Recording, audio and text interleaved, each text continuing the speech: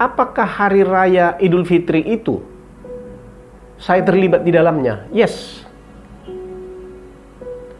Apakah saya dengan merayakan Idul Fitri itu menyatakan kepada kawan selamat minal aidin wal faizin, saya menjadi orang yang menganut agama Islam? Tentu tidak. Apakah Anda yang bukan beragama Kristen mengatakan selamat Natal dan Tahun Baru, terus Anda menjadi orang Kristen? No. Apakah kita ketika menyatakan Gongsi Pacai kepada kawan-kawan kita Tionghoa, terus kita menjadi Kongfucu? Atau agama Tao? Atau agama Tochu?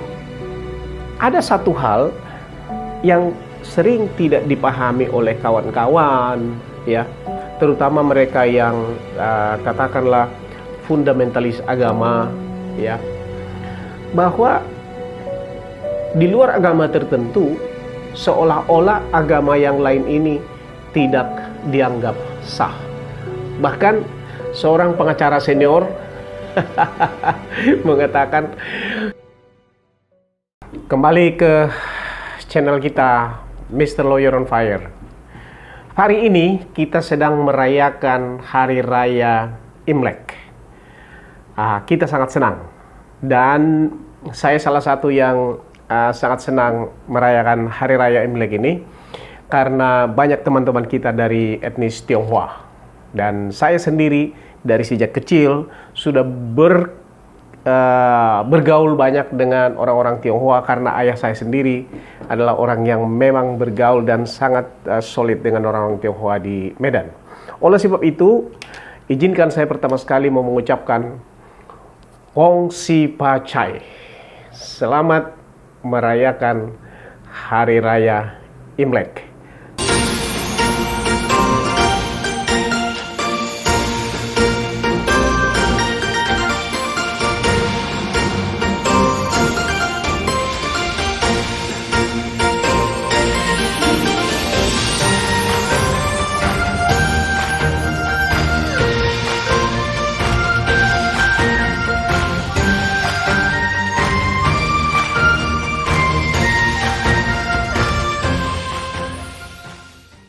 Pada kawan-kawan semua, kiranya sukacita, kiranya kebahagiaan, kesejahteraan menjadi bahagian Anda semua di tahun baru, mulai dari tahun baru Imlek ini sampai nanti kita ketemu di tahun baru Imlek yang akan datang. Baik,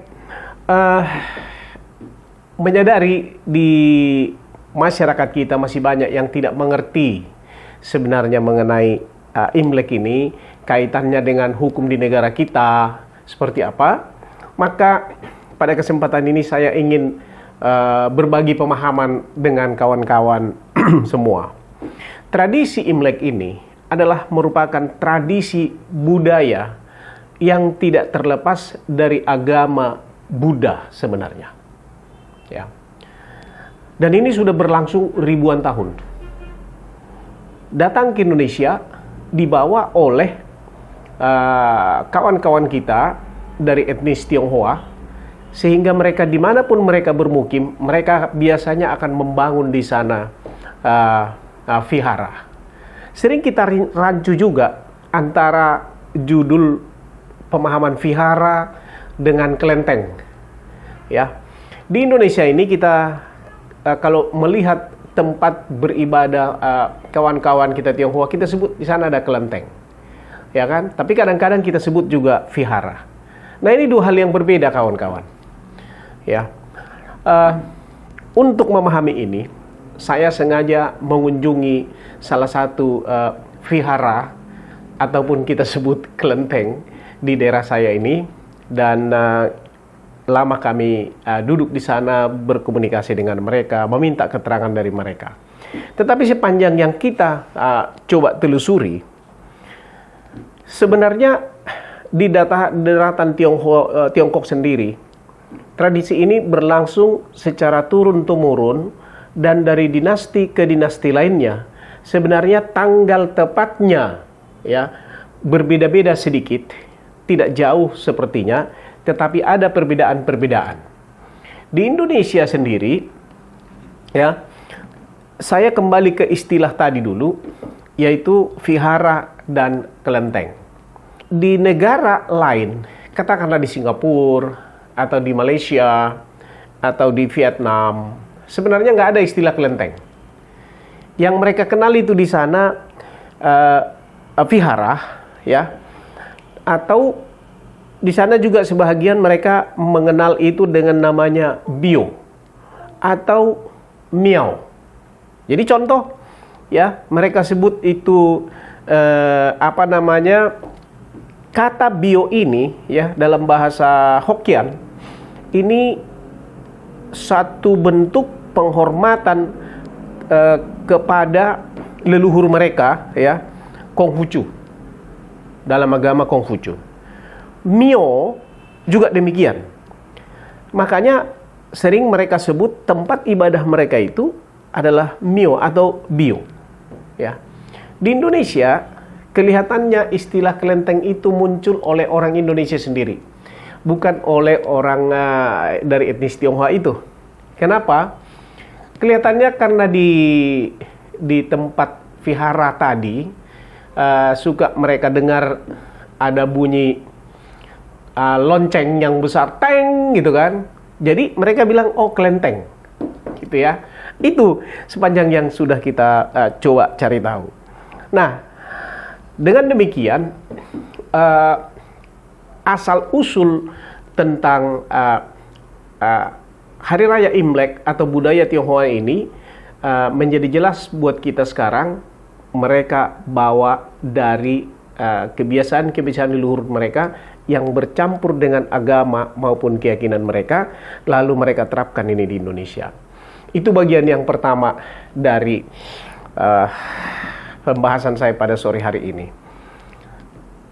Ada 4 bagian sebenarnya ini yang saya mau sampaikan. Lalu bagian yang kedua adalah, kalau kita lihat di kelenteng, selalu didominasi oleh warna merah. Nah, ini menjadi menarik. Kenapa bukan warna hijau?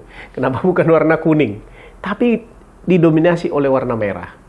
Nah, namanya keyakinan, ya, dikisahkan bahwa ribuan tahun yang lalu ada seekor naga yang berdiam di gua. Naga ini pada waktu musim semi atau awal musim semi, ya, dia biasanya keluar dari gua itu untuk mencari mangsa. Ingat, tadi saya belum sampaikan bahwa Hari Raya Imlek itu juga kadang mereka sebut juga itu Hari Raya musim semi, sebagai awal daripada penanggalan tahun lunar mereka, Chinese calendar. Nah, naga ini keluar mencari mangsa dari liangnya dan memangsa siapa saja yang dia temukan. Tetapi dikisahkan pada suatu saat, naga ini yang sangat perkasa ini lari terbirit-birit, menghilangkan diri. Sesudah diteliti, semua orang kaget. Sesudah diteliti, ternyata karena di situ sedang ada anak kecil berjalan berbaju merah. Lalu dari sejak saat itu mereka yang meyakini bahwa naga itu tidak tahan ataupun takut melihat warna merah. Sejak saat itu, karena naga ini dianggap adalah naga yang jahat, bukan seperti naga yang lain, maka di kelenteng-kelenteng, di tempat-tempat ibadah mereka pasanginlah warna merah, ya, bikin warna merah dengan catatan supaya naga tadi yang merepresentasikan iblis tadi tidak masuk dan tidak berani datang ke sana. Dan di kelenteng itu sendiri ada bermacam-macam dewa.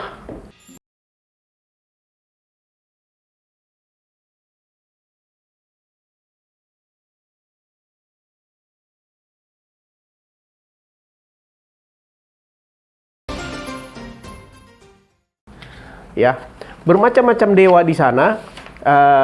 Yang kami sudah lihat itu ada dewa Kuan Im, Dewi Kuan Im, ada dewa Guayin. Mungkin pengucapan saya ini tidak terlalu pas. Ya, ada Bao Sheng tadi, ada Guangdong, ada Dai Shui atau Tai Shuya dan lain-lain. Ya. Nah, salah satu dewa di sana adalah dewa yang menangkal kejahatan. Kemudian sejak saat itu semua orang membuat warna merah. Itu sebabnya kadang kita lihat di soto-soto rumah, di tempat-tempat tertentu, kalau di kantor atau di toko orang-orang Tionghoa didominasi warna merah, dan suka kita lihat di situ gulungan-gulungan kertas warna merah. Jadi terjawab sudah kenapa didominasi oleh warna merah. Kemudian menjadi menarik juga di Indonesia sendiri, ya, di Indonesia sendiri ada sejarah panjang, termasuk sejarah kelam mengenai perayaan Imlek ini di Indonesia. Pada zaman Orde Baru, tahun 65, tahun 67, di semua itu kita pahami sendiri bahwa orang Tionghoa ini tidak bebas melaksanakan kegiatan-kegiatan keagamaan mereka. Dilaksanakan dengan sembunyi-sembunyi. Bahkan sering kita sudah tahu sebenarnya bahkan orang dari etnis Tionghoa, sekalipun dia sudah menjadi mewakili bangsa Indonesia di ajang internasional, misalnya juara bulu tangkis, ya, mereka itu untuk mendapatkan kewarganegaraannya pun susah. Bahkan namanya harus mereka ganti. Biasanya nama mereka ada 3 kata, misalnya Kwik Kian Gi. Nah, Pak Kwik ini orang yang sangat luar biasa ini mempertahankan namanya. Wah, ini namanya dia bilang, ya kan? Lim Kiong Tong. Ada teman saya itu Lim Kiong Tong, Lee Se Hong. Itu. Tetapi pada waktu itu mereka harus ganti namanya. Kalau tidak, mereka akan mengalami kesulitan. Nah, melihat keadaan ini, ya, pemerintah kan kita berkembang, dan salah satu hal yang disyukuri oleh orang Tionghoa, ya, etnis Tionghoa di Indonesia ini adalah tentang dicabutnya Inpres nomor 14 tahun 1967 yang membatasi mereka punya kegiatan keagamaan itu. Dicabut oleh pemerintah. Oleh sebab itu saya mau coba, inilah bagian yang ketiga, saya mau coba mengupas tentang status hukum, ya. Seperti apa sebenarnya status hukum daripada Imlek ini. Oke, saya akan mulai, ya, bahwa berdasarkan Undang-Undang Dasar 1945, pasal 28E, ini mungkin bagian pembelajaran buat kita, ya. Ini saudara, kita akan bicara pasal-pasal dulu sedikit, ya. Nah, saya sebagai orang hukum, saya coba untuk jelaskan dulu ini sedikit. Kita tidak terlalu detail, akan tetapi paling tidak garis-garis besarnya saya akan sampaikan. Pasal 28E ayat 1 Undang-Undang Dasar Negara Republik Indonesia menyatakan bahwa setiap orang bebas memeluk agama dan beribadah menurut agamanya masing-masing. Dilanjutkan di pasal 29 ayat 2 Undang-Undang Dasar 1945 mengatakan bahwa negara menjamin setiap penduduk, ya, untuk memeluk agamanya masing-masing, ya, dan untuk beribadah menurut agama dan kepercayaannya. Jadi tadi kebebasan, kemudian negara menjamin. Berdasarkan undang-undang ini, maka terbitlah Undang-Undang Nomor 39 tahun 1999. Di pasal 4 itu, ini mengenai hak asasi manusia.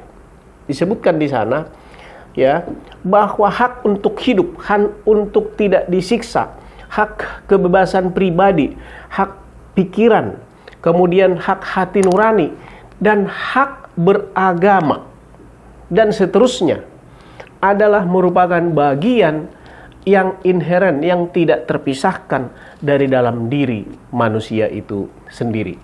Dan itu tidak boleh dirampas oleh siapapun. Itu tadi mengenai pasal 4 Undang-Undang Nomor 39 tahun 1999. Kemudian di pasal 22 Undang-Undang tentang HAM ya juga menegaskan bahwa saya baca setiap orang bebas memeluk agamanya masing-masing dan untuk beribadat menurut agamanya dan kepercayaannya itu. Tetapi ya namanya undang-undang tidak terlalu gampang pada saat itu langsung tidak serta-merta langsung semua rakyat Indonesia mengerti dan semua melaksanakan itu ya. Waktu berlalu ya, pada tahun 2000 melalui Kepres nomor 6 ya tahun 2000 yaitu tentang pencabutan instruksi Presiden nomor 14 tahun 1967 tadi yang membatasi tentang kebebasan orang beragama itu menjalankan ibadahnya itu ya.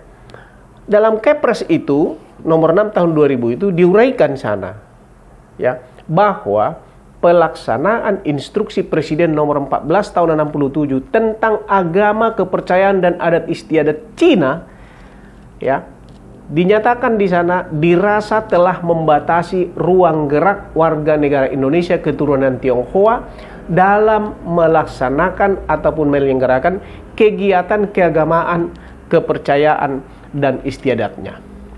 Oleh sebab itu dicabut sejak saat itu. Nah, itu menjadi semacam satu milestone itu buat kita, di mana kita benar-benar menghargai HAM itu tadi. Ya.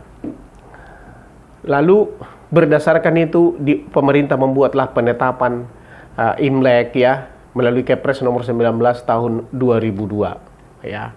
Jadi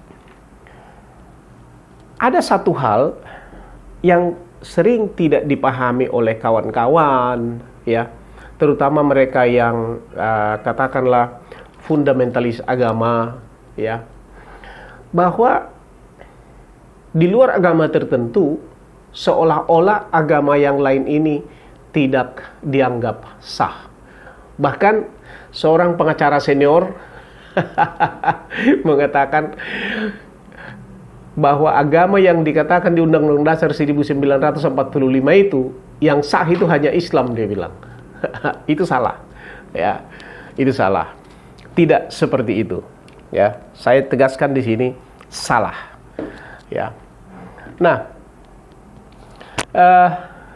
itu mengenai dasar hukumnya, ya. Mengenai dasar hukumnya.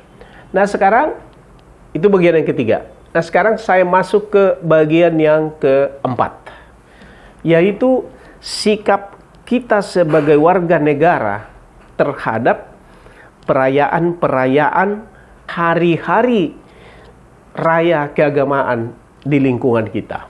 Perlu saya sampaikan bahwa undang-undang itu sudah disahkan oleh pemerintah dan juga diterima oleh negara. Diundangkan, kemudian disahkan, diteken oleh presiden. Artinya apa? Itu berlaku kepada semua warga negara, setiap individu. Oleh sebab itu, ya, hari-hari raya keagamaan itu sebenarnya adalah milik bangsa Indonesia, milik semua warga negara Indonesia. Ya. Apakah hari raya Idul Fitri itu saya terlibat di dalamnya? Yes. Apakah saya dengan merayakan Idul Fitri itu menyatakan kepada kawan selamat minal aidin wal faizin, saya menjadi orang yang menganut agama Islam? Tentu tidak. Apakah Anda yang bukan beragama Kristen mengatakan selamat Natal dan Tahun Baru, terus Anda menjadi orang Kristen? No. Apakah kita ketika menyatakan Gong Xi Fa Cai kepada kawan-kawan kita Tionghoa, terus kita menjadi Konghucu? Atau agama Tao? Atau agama Tochu? Ya? Atau jadi agama Hindu dan sebagainya? Tentu tidak. Akan tetapi, dengan menyatakan itu, dengan mengucapkan itu juga sebenarnya ada bagian daripada pelaksanaan Kepres, pelaksanaan undang-undang, ya. Jadi tidak ada yang salah di sana. Jangan pernah ada yang merasa ketika sudah menyatakan itu atau mengatakan selamat Natal, selamat Idul Fitri, atau mengatakan Gong Sifa Cai, ya, terus kita sudah meninggalkan agama kita. No. Tetapi itu adalah dalam rangka kita menghargai dan menghormati hukum di negara kita.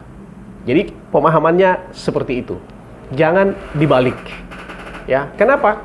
Karena hari-hari raya itu juga merupakan milik kita bersama. Itulah sebabnya dalam pelaksanaannya setiap hari-hari raya yang sudah ditetapkan oleh pemerintah, ya, semua kantor tutup. Kantor-kantor pemerintah tutup. Swasta tutup. Kenapa demikian? Karena itu merupakan bahagian daripada seluruh warga negara di Indonesia ini.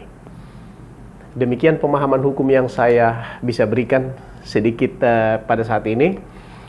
Mudah-mudahan kita bisa memahaminya, dan saya berharap ke depan, ya, mari kita bersama-sama menikmati aturan-aturan hukum di Indonesia. Dengan kata lain, istilah yang selalu saya katakan, live beyond the law. Hiduplah di atas hukum, sehingga hukum itu tidak berpengaruh kepada Anda. Zaman ingat tahun-tahun 85, nggak banyak orang muda di sini. Tapi ke depan ini saya lihat, ke tahun-tahun ini ada kegiatan kebaktian orang-orang muda banyak di sini, ya kan? Kalau saya datang sini ke dokter, lihat banyak orang muda di sini. Artinya orang ini berhasil regenerasi kepada anak mudanya, kan gitu. Nah, menjadi pertanyaan saya, ya kan, pada kawan-kawan ini. Ini kan zaman sekarang ini kan, saya cerita dulu nih, aku beruntung dari zaman sangat tradisional, sangat lambat kehidupan itu, sampai sekarang kalau kita kirim uang, tek on time kan. Kalau dulu kan kirim wesel dulu sebulan baru sampai, kan gitu kan. Sekarang nggak perlu lagi, artinya zaman teknologi modern sekarang ini banyak membuat orang tercerabut dari akarnya. Tapi aku lihat di sini tidak. Ada kalian di sini bertiga ini anak-anak muda yang dari tadi saya perhatikan kalian ini. Nah, makanya saya mau tanya dulu, ya, bagaimana kalian punya pemahaman, pengertian, sehingga kamu ada di sini pada hari ini. Mau ngapain sih? Di Imlek ini kamu ada di tempat di kelenteng. Apa sebenarnya yang ada di pikiran kalian? Yang pertama sih, saya ada di sini nih. Satu, karena saya masih meyakini agama saya dan tradisi saya. Yang kedua, itu karena saya masih masih bisa berkumpul lah, masih bersyukur berkumpul, ngerayain sama-sama walaupun sebagian tuh nggak kenal, jadi kenal.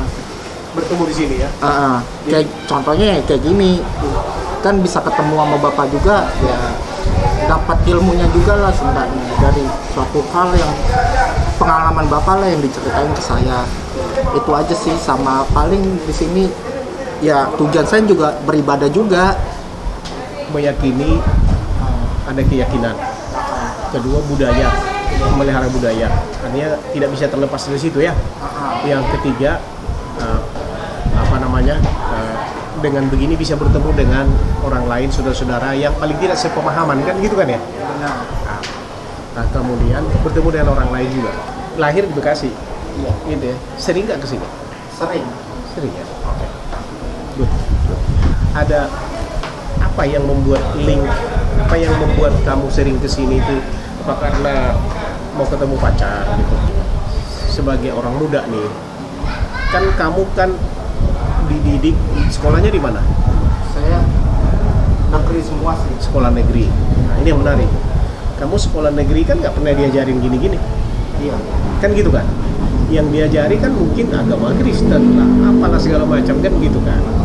Nah, tetapi kamu tidak pernah melepaskan budayamu ini kan gitu kan. Kan paling tidak kamu sekolah SD, SMP, SMA, sampai kuliah kan gitu kan semua kan. Saya nggak punya. Oke, nggak kuliah berarti kan SD, SMP, SMK kan gitu kan, SMA kan gitu kan. Kan banyak orang yang nanya soal agama yang berbeda itu berujungnya debat. Nah, saya itu enggak. Maaf ya, kalau di Alkitab ini tentang ini apa sih artinya? Jadi saya nggak salah pemahaman. Dan sebaliknya dia nanya saya. Jadi nggak mau masuk ke perdebatan. Karena nggak berujung soalnya. Berujung ya. Karena sama-sama nggak pernah pulang dari surga gitu kan. Iya kan? Iya. Nggak pulang. Oh di sana begini loh. 5 kali pulang. Pergi lagi. Ada yang kurang. Ya gitu ya. Jadi berujung kalau perdebatan itu berujung pertengkaran kan gitu kan. Benar. Nah, saya setuju dengan kamu. Nah itu yang terjadi sekarang kan gitu kan. Misalnya kalau kalian datang ke sini sembahyang, gitu kan orang kalau saya itu sembahyang ya saya kalau di sini kalian sembahyang misalnya Dewi Kuan Im gitu, apa yang ada di pikiran? Pastinya minta kesehatan, berkat, Minta berkat, ya, kesehatan, minta rezeki, minta kesehatan untuk seluruh warga-warga sekitar, seperti itu. warga sekitar. Jadi walaupun di luar etnis kalian, walaupun di luar anggota kalian minta doa supaya diberkati semua gitu ya. Guys, ini this is a very good value dari orang-orang muda ini dan saya sangat senang ini bertemu punya kesempatan ngobrol-ngobrol ini dengan orang muda ini. Saya dapat banyak pelajaran juga walaupun sebenarnya saya sudah bertemu dengan anak-anak muda dari etnis ini di kampus gitu ya. Tetapi di situ kita konteksnya kampus. Kalau di sini konteksnya Imlek ini saya sangat senang dengan pemikiran-pemikiran mereka ini. Dan saya berharap ke depan situasi-situasi seperti ini menjadi lebih penuh makna gitu ya. Ada keinginan kamu nggak, kalian bertiga nih, apa keinginan kalian untuk bisa lakukan di negara ini?